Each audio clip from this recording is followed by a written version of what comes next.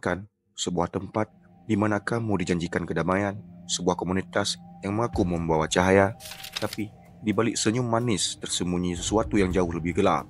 Ini bukan sekedar keyakinan, ini adalah perangkap, sebuah surga palsu yang berujung pada neraka. Kultus adalah kelompok yang berpusat pada sosok pemimpin karismatik yang mengklaim punya kebenaran mutlak. Mereka memutuskan hubunganmu dari dunia luar, dari keluargamu, hingga akhirnya kau kehilangan dirimu sendiri.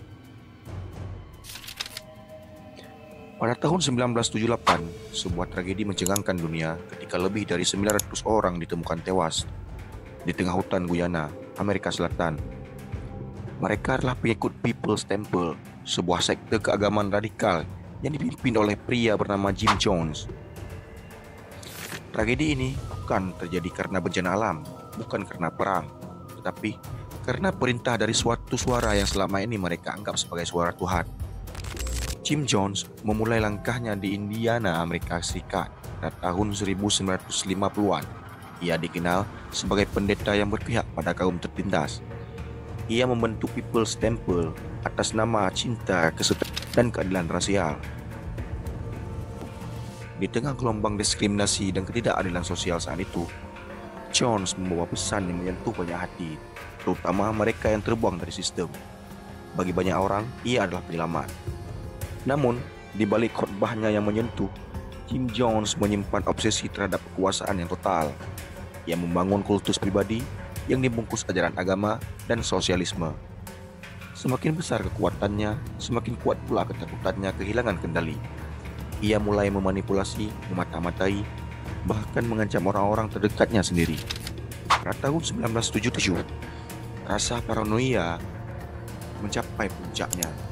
Jones membawa ratusan pengikutnya pindah ke sebuah kawasan terpencil di Guyana dan membangun pemukiman sendiri yang ia sebut Jonestown.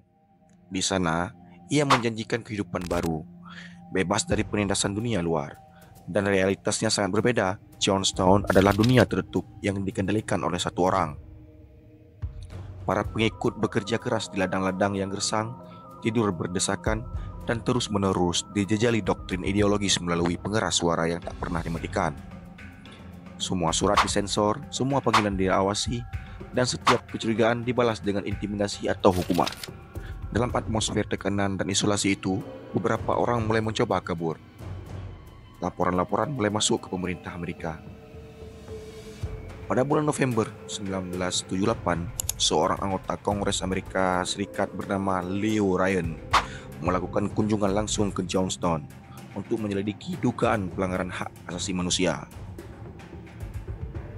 Ia datang bersama rombongan jurnalis dan beberapa pembelot.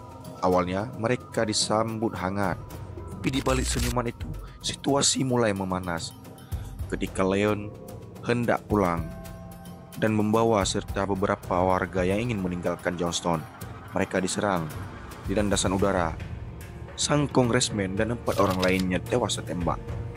Tak lama setelah itu, Jim Jones tahu akhir dari dunianya telah tiba. Di tengah kepanikan, ia mengumpulkan seluruh komunitas dan menyampaikan pidato terakhirnya. Ia menyebutnya sebagai tindakan revolusi. Ia menyuruh mereka untuk mengakhiri hidup. Racun sianida dicampur dengan minuman, dan anak-anak dipaksa meminumnya terlebih dahulu. Tangis dan jeritan memenuhi udara. Tak ada jalan keluar. Mereka mencoba menolak, diancam, atau langsung dieksekusi. Tak butuh waktu lama sebelum hampir seluruh komunitas ini tumbang. Keesokan harinya, tentara Guyana menemukan ratusan mayat berserakan di tanah. Banyak di antaranya adalah ibu yang membunuh anak-anak mereka untuk terakhir kalinya. Di tengah lautan tubuh yang tak bernyawa itu, terbaring mayat Jim Jones, tewas oleh peluru yang menembus kepalanya. Entah oleh tangannya sendiri atau oleh tangan orang yang akhirnya sadar siapa dia sebenarnya.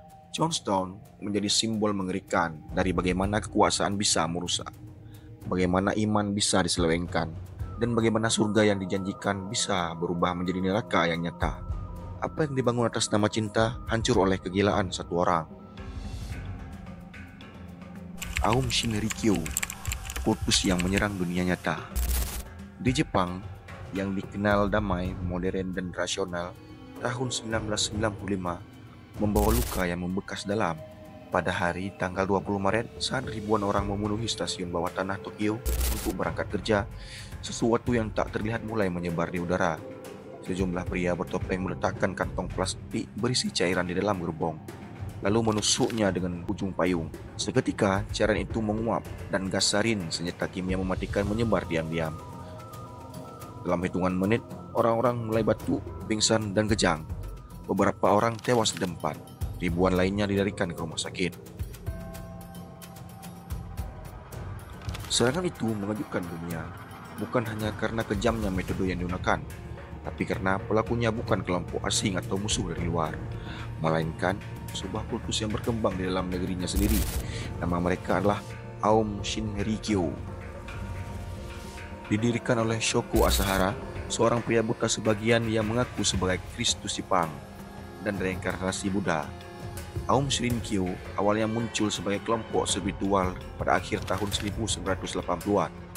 Ia menggabungkan unsur ajaran Buddha, Hindu, dan apokaliptisisme Kristen, dibalut dengan tahayul modern dan ketakutan terhadap akhir zaman. Asahara memproklamirkan bahwa dunia akan hancur dalam perang nuklir, dan hanya pengikut Aum yang bisa selamat dan naik ke dimensi lebih tinggi. Pesannya menarik ribuan pengikut. Banyak di antaranya adalah ilmuwan, insinyur, dan mahasiswa dari universitas bergengsi. Mereka meyakini bahwa Asahara bukan hanya pemimpin spiritual, tapi juga seorang penyelamat dunia. Dengan struktur organisasi yang disiplin, Aum berubah dari sekte spiritual menjadi mesin rahasia yang produksi senjata kimia, senjata biologis, bahkan mencoba mengembangkan senjata nuklir dalam fasilitas tersembunyi mereka. Namun, obsesi akan kiamat berubah menjadi aksi nyata. Pada awal tahun 1990-an, Aum mulai melakukan eksperimen senjata kimia terhadap hewan, lalu terhadap manusia. Mereka menculik dan membunuh orang yang dianggap mengancam atau mengkhianati kelompok. Pemerintah Jepang mulai mencurigai aktivitas Aum, tapi tak punya cukup bukti untuk bertindak sampai akhirnya mereka menyerang jantung kota Tokyo. Gas sarin yang digunakan dalam serangan kereta bawah tanah membunuh 13 orang secara langsung dan melukai lebih dari 6.000 lainnya. Sebuah aksi teror yang belum pernah terjadi sebelumnya di Jepang. Beberapa jam setelah serangan, polisi menggerebek markas Aum dan menemukan bukti produksi senjata massal, ruang eksperimen, serta jejak pembunuhan yang tersembunyi selama bertahun-tahun. Saku Asahara ditangkap, diadili, dan dijatuhi hukuman mati bersama dengan beberapa pemimpin Aum lainnya. Ia dieksekusi pada tahun 2018. Namun, jejak yang ditinggalkan Aum Shinrikyo tak bisa dihapus begitu saja. Ini adalah contoh nyata bagaimana sebuah ajaran sesat yang dimungkus spiritualitas bisa berubah menjadi senjata teror. Di tangan orang yang salah, iman bisa berubah menjadi mesin kehancuran. Dan yang paling menakutkan, pengikutnya tidak pernah merasa mereka melakukan kesalahan. Mereka percaya mereka menyelamatkan dunia.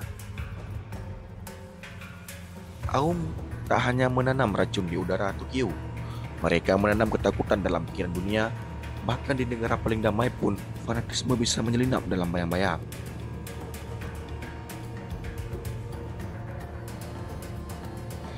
Tidak semua butuh sesuatu untuk dipercayai, tapi kepercayaan bisa membutakan. Hati-hati pada mereka yang menjanjikan surga, karena bisa saja mereka sedang membawamu ke neraka. Kamu pernah merasakan didekati kelompok aneh? Dan jika kamu suka video seperti ini, jangan lupa like, subscribe, karena dunia ini masih banyak penuh sisi gelap yang belum kita ungkap.